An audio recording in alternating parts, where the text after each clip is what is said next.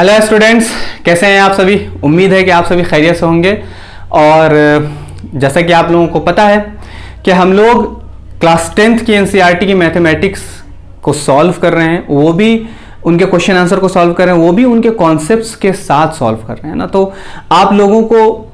आप लोगों के लिए जो कॉन्सेप्ट्स तैयार किए जा रहे हैं उनके, और जिस तरह से आप लोगों को वो कॉन्सेप्ट प्रोवाइड किए जा रहे हैं, मैथ से रिलेटेड जो भी कॉन्सेप्ट हैं, उसके बाद फिर उस कॉन्सेप्ट से रिलेटेड जो क्वेश्चंस हैं उनको सॉल्व करके आप लोगों के उस कॉन्सेप्ट को और अच्छी तरह से आपके दिमाग में इनबिल्ट किया जा रहा है, ताकि वो भी सही तरीके से, ताकि आपको उस कॉन्सेप्ट को समझने में और उसे मेमोराइज करने में या उस पे जो भी क्वेश्चंस आए उसको डील करने में बहुत आसानी हो। ठीक है, इसी तरह से आप लोगों को बताया जा रहा है और इसी तरह से मैं अपने ऑफलाइन के स्टूडेंट्स को भी बताया करता हूँ। ठीक है, बिल्कुल ठीक। तो आप इसके लिए बेफिक्र रहें और अपनी मैथमेटिक्स को इस चैनल के थ्रू स्ट्रॉन्ग करें। ठीक, इसके अलावा आप लोगों को ये भी पता है कि जब हम लोगों के कॉन्सेप्ट्स क्लियर होते हैं तो उसके बाद फिर हम लोग इससे रिलेटेड जो चैप्टर्स हैं उन चैप्टर्स के क्वेश्चन आंसर को फिर सॉल्व करते हैं। तो हम लोग ऐसा ही कर रहे हैं। तो हम लोगों ने अभी तक क्लास 10th की एनसीईआरटी की जो मैथमेटिक्स है उसका चैप्टर नंबर 7 है। चैप्टर नंबर 7 की एक्सरसाइज 7.1 के क्वेश्चंस हम लोगों ने सॉल्व किए हैं। इसका कॉन्सेप्ट है 2 पॉइंट्स के बीच डिस्टेंस निकालना, है ना। तो हम लोगों ने डिस्टेंस फॉर्मूला को बहुत अच्छी तरह से डिराइव किया है। ठीक है ना, उसके डेरिवेशन को समझा है कि कैसे वो फॉर्मूला बना। बात क्लियर हो रही है ना। तो ये बहुत बड़ी बात है कि आपको ये बात बताई जा रही है कि कैसे फॉर्मूला डिराइव हुआ, बना कैसे। ठीक है, तो अगर आपने अभी तक नहीं देखा है उस वीडियो को तो ज़रूर जाकर देखें। आप लोगों को उसे समझने में बहुत आसानी हुई होगी और उससे रिलेटेड जो क्वेश्चंस हम लोग इसमें पढ़ेंगे तो उसे समझने में भी हम लोगों को, या उसे सॉल्व करने में हम लोगों को बहुत मदद मिलेगी। ठीक, तो आप ज़रूर जाकर देखें अगर अभी तक नहीं देखा है। लिंक डिस्क्रिप्शन में दिया हुआ है। ठीक है ना। अब हम लोगों का आज का कॉन्सेप्ट क्या है। आज का कॉन्सेप्ट है कि कोऑर्डिनेट्स दिए हुए हैं, और कितने कोऑर्डिनेट्स दिए हैं? 3 कोऑर्डिनेट्स दिए हैं। ठीक है, और तीनों कोऑर्डिनेट से आप लोगों को यह बताना है कि कोई शेप कौन सा ट्रायंगल है। ट्रायंगल के बारे में बताना है कि ट्रायंगल है तो वो कौन सा ट्रायंगल है। यानी कि हमें ये बात पता है कि ट्रायंगल कितनी तरह के होते हैं, कई तरह के ट्रायंगल होते हैं, और किस ट्रायंगल को क्या बोलते हैं, उसका नाम क्या है, और उसे हम लोग वो नाम क्यों दिया है हम लोगों ने। ठीक है, और किस बेसिस पे उसका नाम रखा है हम लोगों ने किसी भी ट्रायंगल का।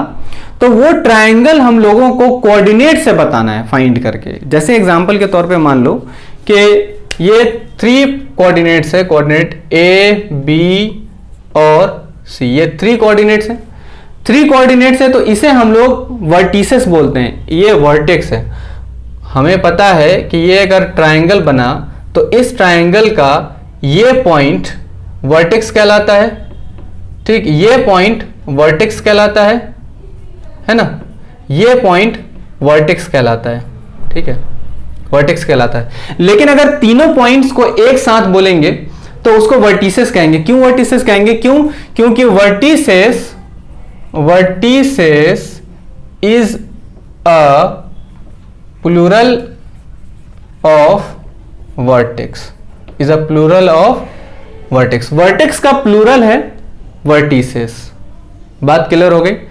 ठीक, इसको हम लोग शीर्ष बोलते हैं ना। हिंदी में हम लोग क्या बोलते हैं? शीर्ष बोलते हैं। ठीक है, शीर्ष बोलते हैं। वर्टेक्स को ही हम लोग हिंदी में शीर्ष बोलते हैं। ठीक है, तो ये शीर्ष कहें आप किसी ट्रायंगल के, या इसे वर्टेक्स कहें या वर्टिसेस कहें, तो जो ट्रायंगल के वर्टिसेस हैं तो यहां पे आप लोगों को देखने को मिलेगा कि 3 पॉइंट्स हैं। ठीक है, 3 पॉइंट्स है। मान लो कि यहां पे पॉइंट ए कॉमा बी है, यहां पे पॉइंट सी कॉमा डी है, यहां पे पॉइंट ई कॉमा एफ है। ये 3 पॉइंट्स दिए हैं। अब आपको यहां यह बताना है कि ये जो ट्रायंगल है ये कौन सा ट्रायंगल है, इसका नाम बताना है। ठीक है, ये आइसोसेलेस ट्रायंगल है, स्केलिन ट्रायंगल है, या ये आपका क्या कहते हैं इक्विलैटरल ट्रायंगल है, या आपका राइट एंगल ट्रायंगल है।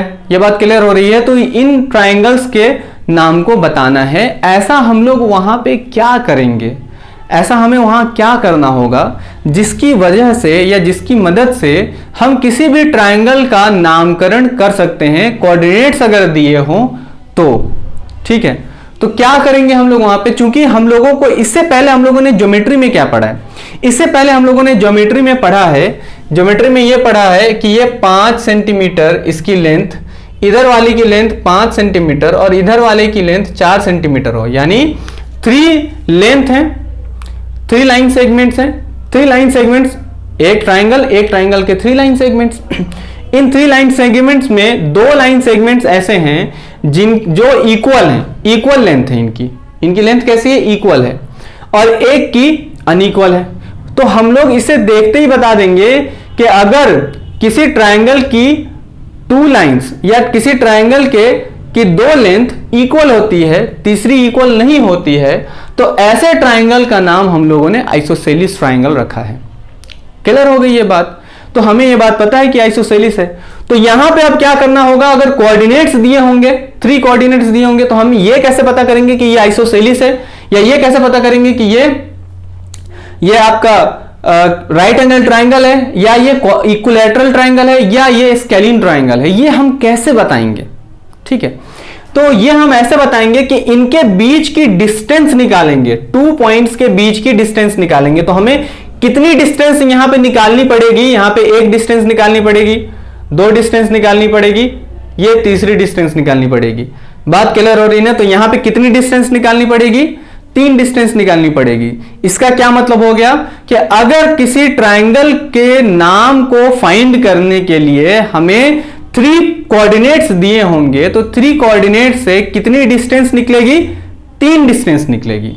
और उन तीनों डिस्टेंस के निकालने के बाद हम जो ट्राइंगल की प्रॉपर्टीज हैं, उस ट्राइंगल की प्रॉपर्टी के बेस पे हम लोग उसका नामकरण करेंगे, उसे बताएंगे कि ये कौन सा ट्राइंगल है।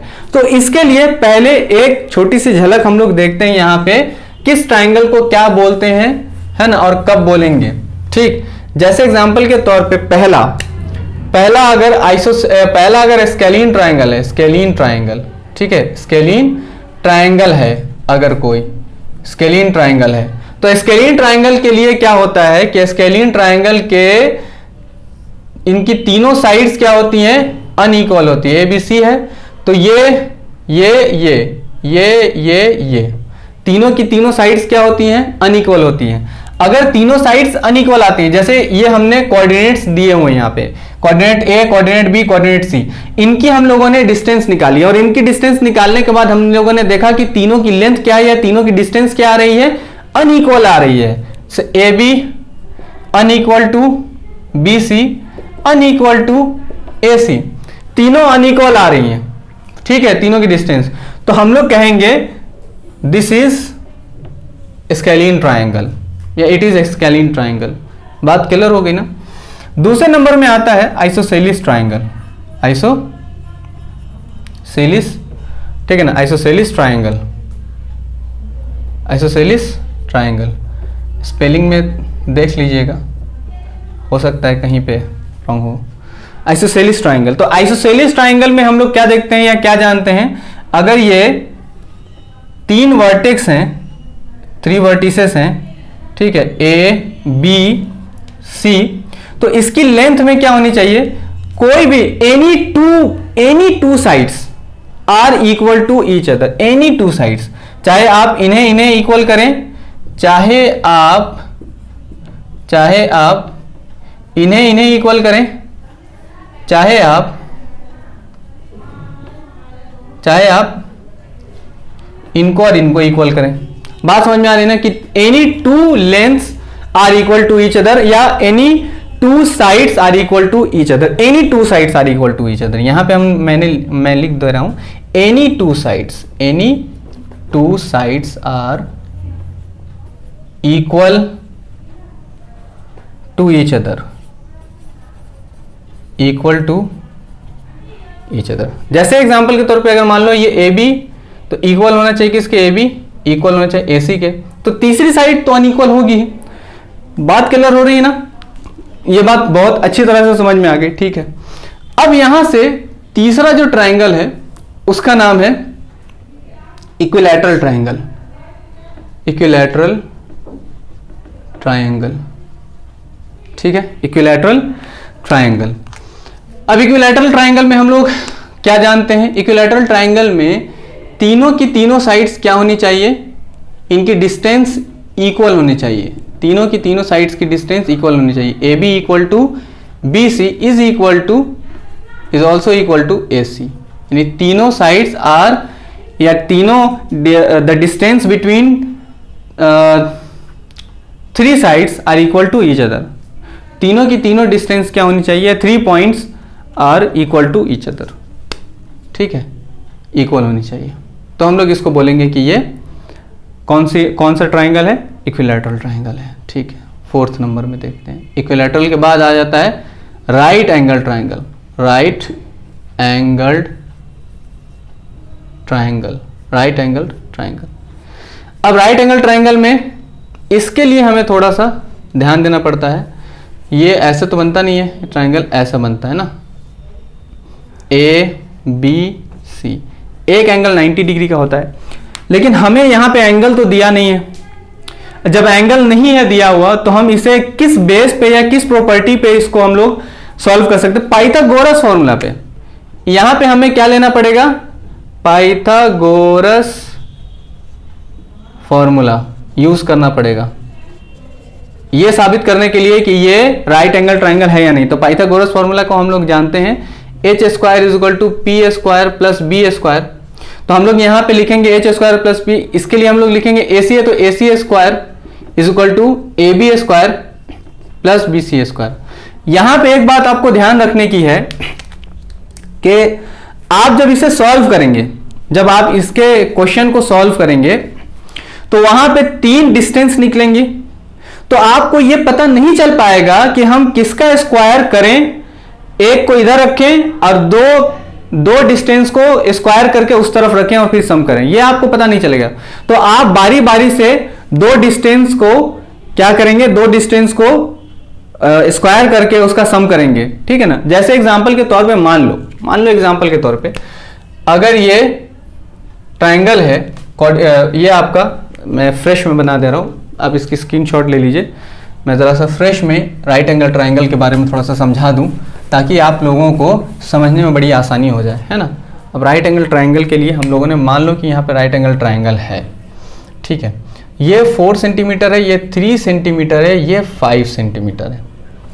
बात समझ में आ रही कि नहीं आ रही? तो अब यहाँ पे ये बात हमें समझ में नहीं आएगी ना कि किसको ऐड करना है किसको नहीं करना है। अब चूंकि ऐसा भी नहीं आएगा, ये हमारा तो मान लो कि ऐसा आ रहा है, ये आ रहा है ऐसे, ठीक है। ए बी मान लो ऐसा आ गया, A B is equal to 4 centimetre, B C is equal to आ गया 5 सेंटीमीटर और ए सी आ गया आपका 3 सेंटीमीटर, ये आ गया, ठीक है। तो हमें ये कैसे पता चलेगा कि इन दोनों का स्क्वायर करके तीसरे का स्क्वायर करेंगे तो ये हमारा पता चल जाएगा कि राइट एंगल ट्राइंगल है।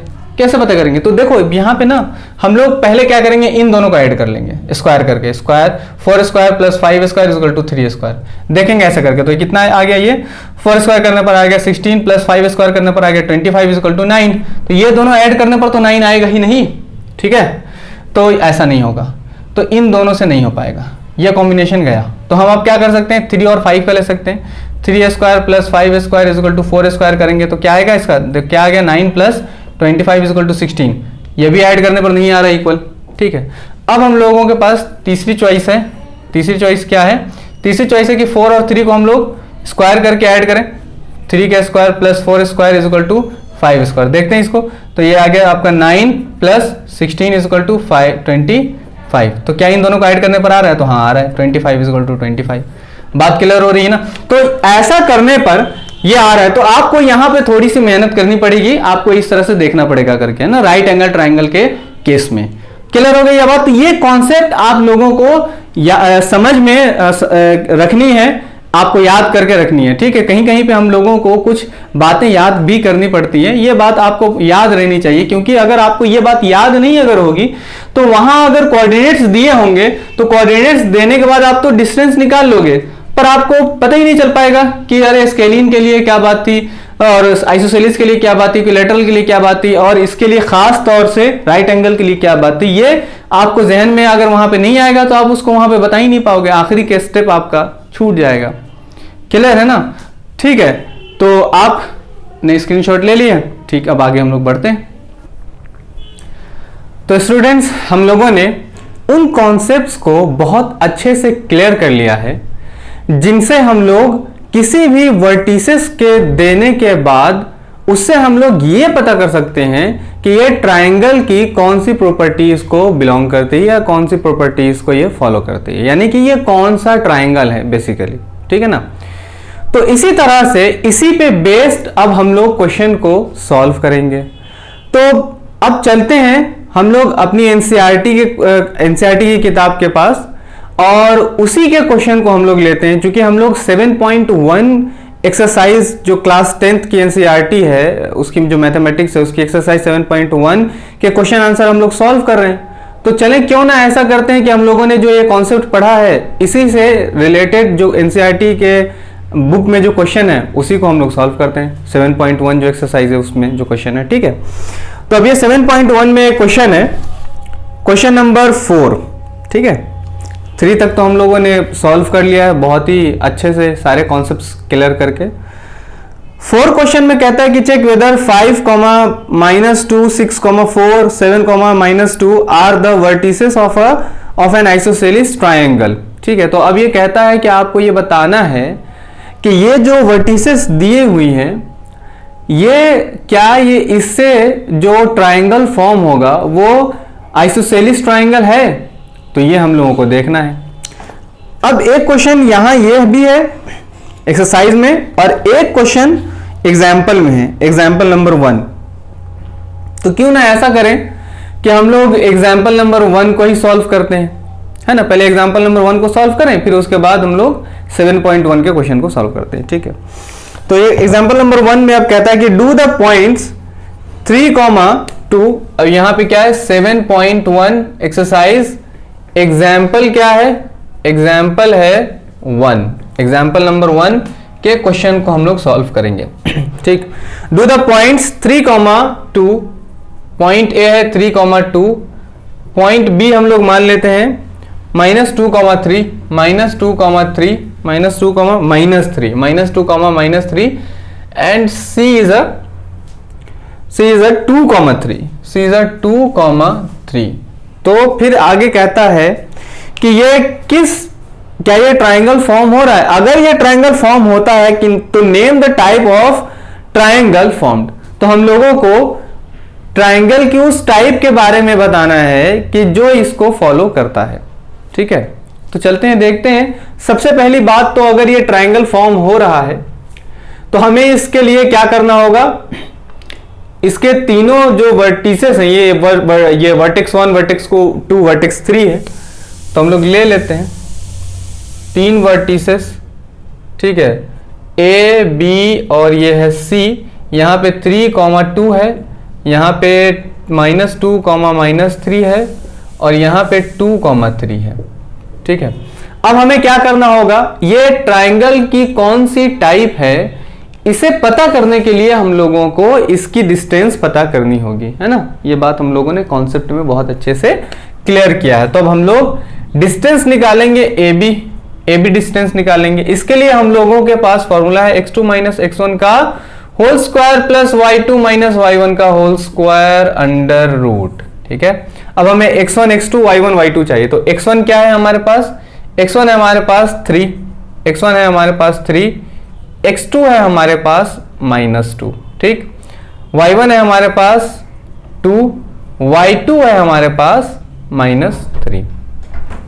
ठीक, अब हम लोग इनको सब्स्टिट्यूट करेंगे ये इस फॉर्मूले पे। तो जब सब्स्टिट्यूट करेंगे तो सब्स्टिट्यूशन में क्या आ जाएगा, x2 - x1, x2 -2 -x1 3 है का whole square plus y2 - y1, y2 है -3 और y1 है यहाँ माइनस ये +2 है तो इसका होल स्क्वायर अंडर रूट। ठीक, अब इसको सॉल्व करेंगे कितना आ जाएगा, -5 का होल स्क्वायर प्लस -5 का होल स्क्वायर अंडर रूट ये आ जाएगा 25 प्लस 25 अंडर रूट, ये आ जाएगा आपका 50 अंडर रूट। अब हम लोग इसका प्राइम फैक्टराइजेशन अगर करते हैं 50 का, तो 2 25 जा 5 5 जा 5 1 जा, तो यहाँ आ जाता है 2 इंटू 5 इंटू 5। और इसको अगर एक्सपोनेंट में कन्वर्ट करेंगे, इसको अगर एक्सपोनेंट में कन्वर्ट करेंगे तो ए बी इक्वल टू क्या हो जाएगा, ए बी इक्वल टू हो जाएगा 2 इंटू 5 स्क्वायर अंडर रूट। तो आप देख रहे हैं यहाँ पे कि 5 का स्क्वायर बना, यानी कि 5 की पावर आ गई है 2। तो अब हम लोग इसे क्या कर सकते हैं, जेल से बाहर निकाल सकते हैं। तो ये जेल के बाहर निकल आ जाएगा ना 5, तो जैसे ही निकलेगा ये 5√2 यूनिट लिखेंगे हम लोग। बात क्लियर हो गई ना। तो ये एक डिस्टेंस इस तरफ की आ गई, ठीक है। अब बीसी डिस्टेंस निकालते हैं हम लोग, है ना। बीसी डिस्टेंस निकालते हैं।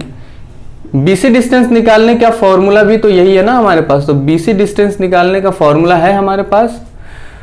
तो अब हम लोग बीसी डिस्टेंस निकालने के लिए फॉर्मूला तो लेंगे, पर फॉर्मूले में सब्स्टिट्यूट करने के लिए हमारे पास x1 x2 y1 y2 होना चाहिए, जो कि हम लोग यहां से इस वर्टेक्स से हम लोग क्या करेंगे, यहां फाइंड कर लेंगे x2 x1 y2 y1, है ना, ये सब। तो x1 इज इक्वल टू कितना है भाई, x1 इज इक्वल टू है आपका, x1 इज इक्वल टू है -2 और x2 इज इक्वल टू है -3। y1 है, सॉरी x2 है, x2 कितना है, -2 है ना, नहीं सॉरी +2 है। x1 है हमारे पास -2 और x2 है हमारे पास +2, ठीक। y1 है हमारे पास -3 और y2 है हमारे पास +3। सब्स्टिट्यूट करेंगे इनको इस फॉर्मूले में, तो क्या लिखेंगे हम लोग, x2 माइनस x1 का होल स्क्वायर। x2 कितना है हमारे पास 2, तो क्या लिखेंगे हम लोग 2, ठीक है, लिखा, -2 का होल स्क्वायर, ये करेंगे, है ना, प्लस y2 माइनस y1 का होल स्क्वायर, तो y2 3 है, -3 का होल स्क्वायर, ठीक है, अंडर रूट। बात क्लियर हो गई, ठीक। अब इसको सॉल्व करेंगे तो 2 + 2 का होल स्क्वायर प्लस 3 का होल स्क्वायर। इसे मैं बहुत अच्छी तरह से आप लोगों को पढ़ा चुका हूं, आप लोग पढ़ चुके हैं। 2 2 4 का होल स्क्वायर प्लस 3 6 का होल स्क्वायर, ठीक है। यहाँ कितना आ जाएगा 16 + 36 अंडर रूट। इन दोनों को हम लोग ऐड करेंगे तो कितना आ जाएगा, ये 52 आ जाएगा, है ना, 52 आ जाएगा, ठीक है, अंडर रूट 52 अंडर रूट। अब यहाँ पे देखते हैं कि क्या ये किसी के टेबल में आता है, नहीं कि क्या इसका प्राइम फैक्टराइजेशन हो सकता है। तो देख लेते हैं हम लोग, 52 का प्राइम फैक्टराइजेशन करते हैं। 2 26 जा, 2 13 जा, 13 1 जा। तो यहाँ पे हम लोगों ने देखा कि 2 इंटू 2 इंटू 13 आ गया।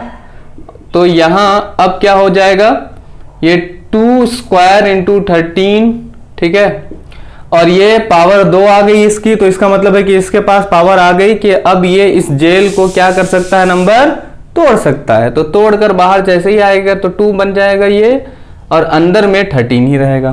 तो ये आ गया 2√13 यूनिट। ये बात क्लियर हो गई। अभी इसकी आप लोग स्क्रीनशॉट ले लीजिए, ठीक है, स्क्रीनशॉट ले लीजिए। अब हम लोग इसको मिटाते हैं। आपने देखा कि ए बी जो डिस्टेंस आई है वो कितनी आ गई है, ए बी डिस्टेंस आ गई हुई है 5√2 यूनिट, ठीक, 5√2 यूनिट आई हुई है ना। तो यहाँ से हम लोग ए बी डिस्टेंस को मिटाते हैं। बी सी भी हम लोगों ने मालूम कर ही लिया है। अब सी ए या ए सी इसको कह लो, ए सी कह लो, ठीक है, ए सी। ए सी के लिए हमारे पास यहाँ x1 कितना है, x1 है यहाँ पे 2, ये ले लो ए सी, x1 है ये 2 और x2 यहाँ पे है 3, y1 है यहाँ पे 3 और y2 है यहाँ पे 2, सही है। अब AC के लिए इसको सब्स्टिट्यूट करेंगे इस फॉर्मूले में, तो हम लोग क्या लिखेंगे, AC इक्वल टू 3 - 2 का होल स्क्वायर प्लस यहाँ पे आ जाएगा 2 - 3 का होल स्क्वायर अंडर रूट 3 में से 2 को माइनस करेंगे 1 का आएगा होल स्क्वायर, प्लस 2 में से 3 को माइनस करेंगे -1 का आएगा होल स्क्वायर। ठीक है, यहाँ आ जाएगा आपका कितना 1 + 1 अंडर रूट, यहाँ आ जाएगा आपका 2 अंडर रूट यूनिट। अब यहाँ पे अगर आप देखें तो यहाँ पे अगर आप देखेंगे तो ए बी हमारे पास कितना आया है 5√2 यूनिट। ठीक है, बी सी हमारे पास कितना आया है 2√13 यूनिट। ठीक है, ए सी हमारे पास कितना आया है, ए सी हमारे पास आ गया है 5√2 यूनिट। ठीक है, तो क्या आपको ये तीनों की तीनों साइड्स इक्वल नजर आ रही है? क्या कोई दो साइड ऐसी है जो इक्वल नजर आ रही है? तो दो साइड ऐसी है जो इक्वल नजर आ रही है? नहीं, यहां पे यार ए सी क्या है, ए सी 5√2 लिखा हमने, देख रहे हो √2 है ओनली। ठीक है, तो क्या ऐसा हम लोगों को नजर आया? नहीं नजर आया। अब यहां पे देखो एक बात और यहां पे फॉलो की जा रही है। ठीक है, ऐसा तो हम लोगों को पता चल ही गया है कि ये क्या है। हम लोग एक काम और करके देख सकते हैं। ये तो तीनों के तीनों हम लोगों को इस तरह से मिले हैं कि हम लोग इसको ये कहेंगे कि ये आइसोसेलिस ट्रायंगल है। नहीं सॉरी, आइसोसेलिस करें, स्केलीन ट्रायंगल है, क्योंकि ये तीनों की तीनों साइड्स क्या है, अनइक्वल है।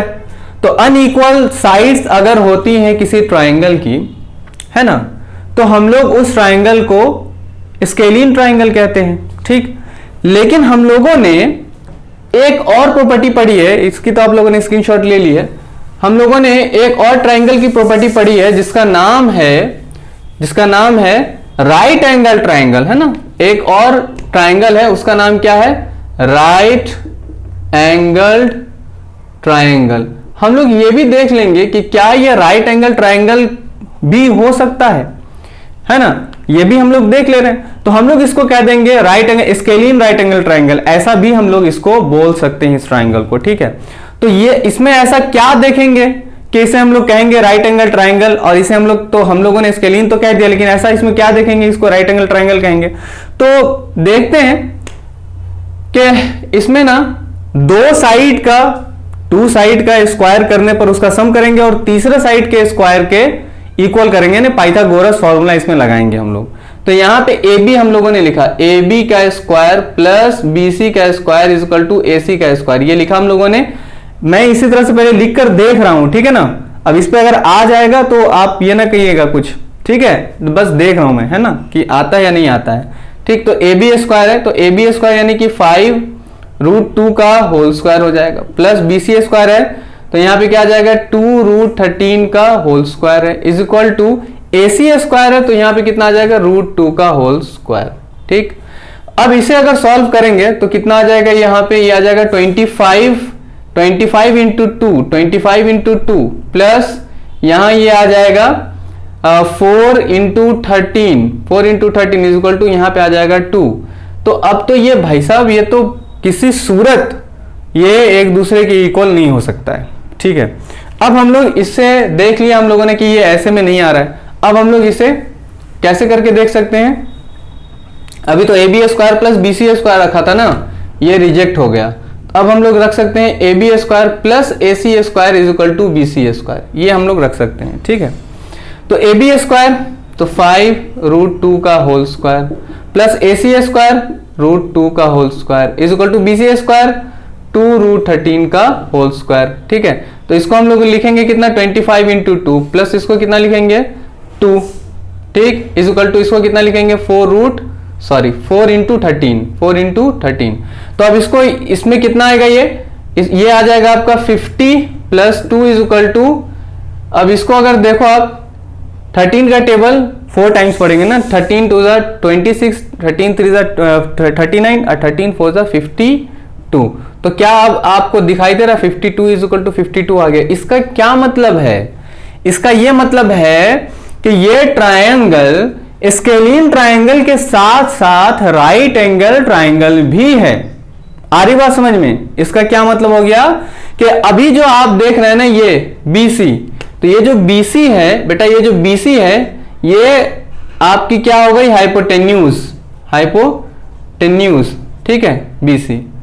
अभी इसको मान लो AC, ये BC है, अभी आपने इसको क्या माना BC, तो यहां पे अगर आप B रखोगे, यहां पे C रखोगे, तो यहां पे आपको A लेना पड़ेगा। इसका क्या मतलब है कि A के पास A पॉइंट पर क्या बनेगा, A पॉइंट पर आपका राइट एंगल बनेगा। A पॉइंट पर आपका राइट एंगल बनेगा। बात समझ में आ रही है कि नहीं आ रही है? ये बात क्लियर हो रही है? मुझे पूरी उम्मीद है कि आप लोगों को इस बात को समझने में बड़ी आसानी हो रही होगी और बहुत अच्छे से आप लोगों को क्लियर हो रही होगी ये बात, है ना, कि कैसे हम लोग इन तीनों पॉइंट से राइट एंगल ट्राइंगल और स्केलिन ट्राइंगल यानी दूसरे टाइप के ट्राइंगल को भी हम लोग इसको फाइंड कर लिया है हम लोगों ने, है ना। यही एनसीईआरटी का कॉन्सेप्ट है, इसी को हम लोग कहते हैं एनसीईआरटी। यानी एनसीईआरटी एक क्वेश्चन में कितने क्वेश्चन कह दे, ये आप लोगों की एनालिसिस पे डिपेंड करता है कि आप कैसे उस क्वेश्चन के बारे में या कैसे उस कॉन्सेप्ट को आपने समझा है और समझकर आप उस क्वेश्चन को सॉल्व करने में अप्लाई कर रहे हैं। तो ये आपकी सलाहियत, ये आपकी एबिलिटी पे डिपेंड करती है ना ये बात, ठीक है। तो आपके अंदर इसीलिए मैं बार बार कहता हूं कि कॉन्सेप्ट्स का क्लियर होना और कॉन्सेप्ट्स को अच्छी तरह से समझकर उसको पढ़ना, आगे बढ़ना और अपने दिमाग को किसी भी क्वेश्चन को सॉल्व करने के लिए अप्लाई करना बेहद जरूरी है। सिर्फ कॉन्सेप्ट को समझकर रह जाने से नहीं होने वाला है, आपको उस कॉन्सेप्ट को अप्लाई करने भी समझना चाहिए। पहले आप खुद से ट्राई किया कीजिए, ठीक है। तो चले, अभी आप लोगों को यह बात क्लियर होगी कि कैसे राइट एंगल ट्राइंगल भी हम लोगों ने समझा और कैसे हम लोगों ने स्केलिन ट्राइंगल भी इसको समझ लिया है, ठीक। अब हम लोग चलते हैं 7.1 के क्वेश्चन नंबर 4 पे, जो कि कह रहा है क्वेश्चन, है ना, कि आइसोसेलिस है या नहीं है, ठीक। इसकी स्क्रीनशॉट ले लीजिए आप। तो स्टूडेंट्स, जैसा कि आप लोगों को ये बात पता है कि हम लोगों ने ट्राइंगल को फाइंड करना सीखा। ट्राइंगल को क्या फाइंड करना सीखा हम लोगों ने? ट्राइंगल को क्या, अब आप तो बोलेंगे, यही बात कहेंगे ना कि ट्राइंगल को क्या भाई देखें, क्लास 10 की एनसीईआरटी हम लोग पढ़ रहे हैं, है ना, एनसीईआरटी की मैथमेटिक्स पढ़ रहे हैं। उस मैथमेटिक्स में हम लोगों ने कोऑर्डिनेट ज्योमेट्री शुरू की है। कोऑर्डिनेट ज्योमेट्री के बारे में हम लोगों ने बहुत सी बातें पढ़ ली हैं।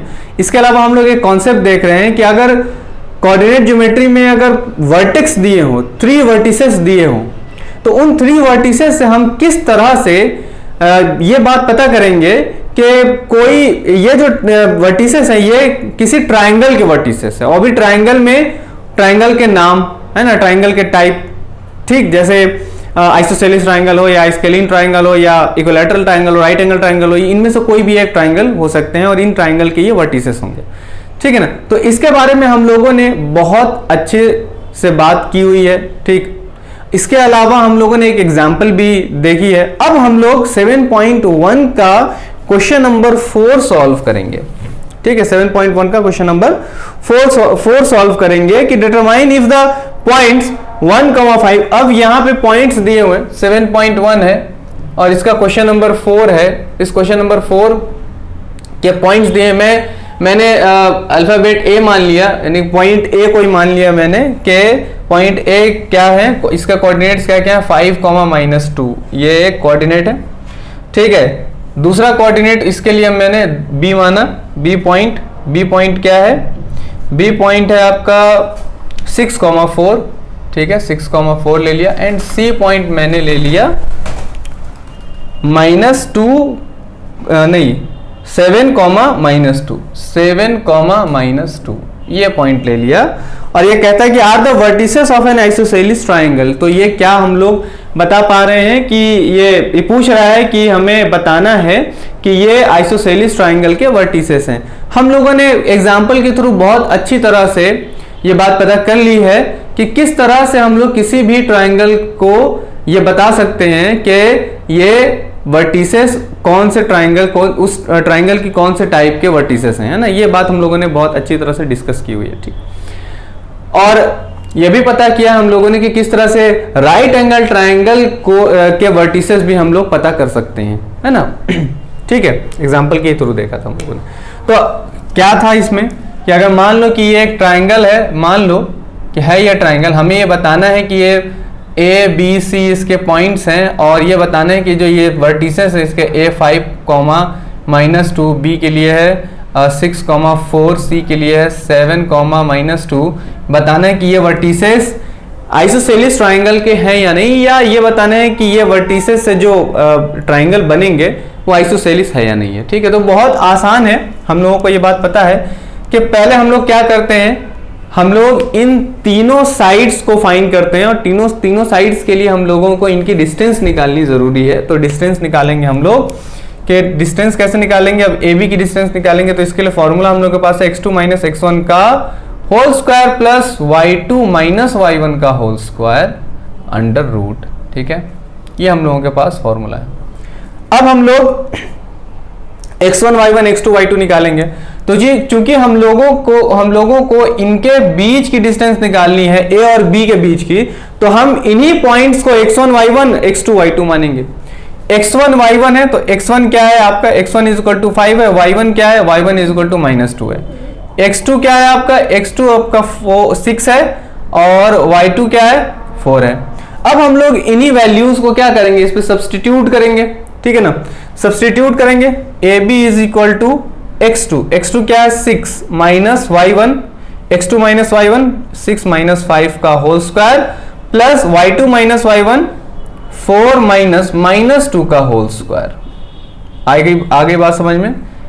बहुत अच्छी तरह से हम लोग इस बात को जानते हैं कि अगर दो माइनस एक साथ लग जाएंगे कि माइनस पहले से यहां पे मौजूद है और किसी नंबर के साथ माइनस यहां आए, तो जो नंबर के साथ माइनस आएगा उसे हम लोग ब्रैकेट में कर लेंगे। ठीक है, अब इसके बाद इसको सॉल्व करते हैं। 6 में से 5 जाएगा 1 का whole square plus 4 minus minus plus 2 का होल स्क्वायर अंडर रूट, यहां जाएगा 1 प्लस 4 और 2 6 का whole square under root 1 plus 6 का स्क्वायर करेंगे तो कितना आ जाएगा, 6 6 36 अंडर रूट।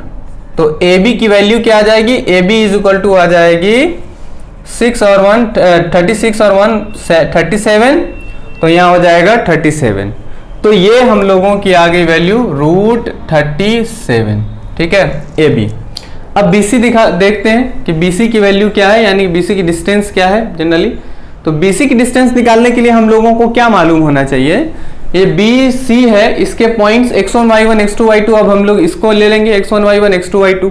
ठीक है, तो यहां अगर BC के लिए हम लोग x1 लिखते हैं तो x1 कितना आ जाता है 6, y1 अगर लिखते हैं तो y1 क्या आ जाता है 4, x2 अगर लिखते हैं तो x2 क्या आ जाता है 7, y2 अगर लिखते हैं तो y2 क्या आ जाता है -2। ठीक, अब इन्हीं वैल्यूज को इस फॉर्मूला पे सब्स्टिट्यूट करेंगे तो BC इज इक्वल टू क्या लिखेंगे हम लोग, x2 माइनस x1 का whole square, x2 minus x1 7 minus 6 का whole square plus y2 minus y1 है ना, y2 माइनस y1 क्या -2 -4 का होल स्क्वायर अंडर रूट।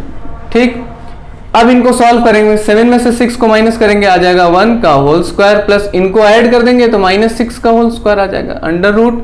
ठीक है, तो यहाँ कितना आ जाएगा 1 प्लस -6 का होल स्क्वायर, यानी कितना आ गया यहाँ पे पॉजिटिव 36 अंडर रूट, यहाँ आ जाएगा रूट 37। क्लियर हो गई बात? तो BC क्या आ गई, रूट 37 BC की वैल्यू आ गई। ठीक है, अब इसके बाद हम लोग AC निकालेंगे, AC कहो या CA कहो, बढ़िया, जाओ CA कह दो। ठीक है, चलो CA ही कह दो, है ना। तो CA के लिए भी हम लोगों को क्या करना पड़ेगा, इसके लिए भी हम लोगों को x1 y1 x2 y2 निकालना पड़ेगा। तो x1 इसके लिए क्या लिखेंगे हम लोग, x1 इसके लिए आ जाएगा 7, y1 क्या आ जाएगा भाई, y1 आ जाएगा -2।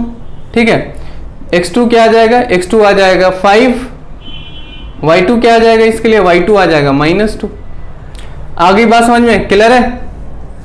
ठीक है, तो अब हमें इनकी वैल्यूज को इस फॉर्मूला पे सब्स्टिट्यूट करना है, तो सब्स्टिट्यूट करेंगे तो क्या आ जाएगा, CA is equal to x2 minus x1 यानी 5 माइनस 7 का whole square plus y2 minus y1 -2 minus -2 का होल स्क्वायर अंडर रूट। ठीक है, अब इनको माइनस कर देंगे, कितना आ जाएगा -2 का whole square plus -2 minus minus plus, पहले इसको हम लोग सॉल्व करेंगे, किसको, साइन को सॉल्व करेंगे, कर दिया, फिर -2 का होल स्क्वायर, तो यहाँ कितना आ जाएगा 4 प्लस -2 ये 0 हो जाएगा। ठीक है, अंडर रूट यहाँ आ जाएगा 4 अंडर रूट। ठीक है, तो सी ए क्या आ जाएगा, सी ए की वैल्यू क्या आ जाएगी, सी ए की वैल्यू आ जाएगी 2। क्यों? क्योंकि ये परफेक्ट स्क्वायर रूट है, 4 is a perfect square root, ठीक है। परफेक्ट स्क्वायर रूट इसका क्या होता है, 2 होता है, तो इसकी वैल्यू आ गई 2।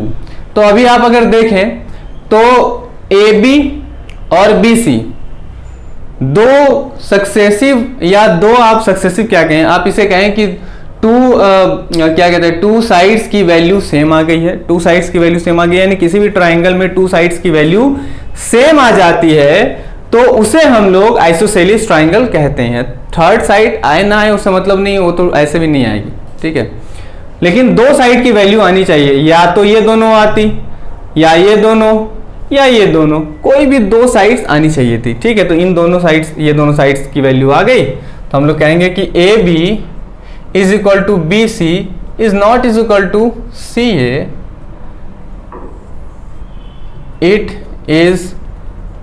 it is an isosceles triangle। तो स्टूडेंट्स, मुझे पूरी उम्मीद है कि आप लोगों को आज की क्लास से बहुत ज़्यादा फायदा हुआ होगा। तो इसी तरह से अपने आप को मैथमेटिक्स में स्ट्रांग बनाना चाहते हैं तो हमारे चैनल को सब्सक्राइब कीजिए। अगर अभी तक आपने सब्सक्राइब नहीं किया तो ज़रूर सब्सक्राइब कीजिए। इसके साथ ही साथ बेल आइकन को भी ज़रूर दबाइए ताकि आप लोगों को मैथ से रिलेटेड जितने भी इम्पॉर्टेंट कंटेंट्स हैं या जो चैप्टर्स हैं वो उनके नोटिफिकेशंस आप लोगों को मिलती रहें, ठीक है, टाइम टू टाइम, ठीक।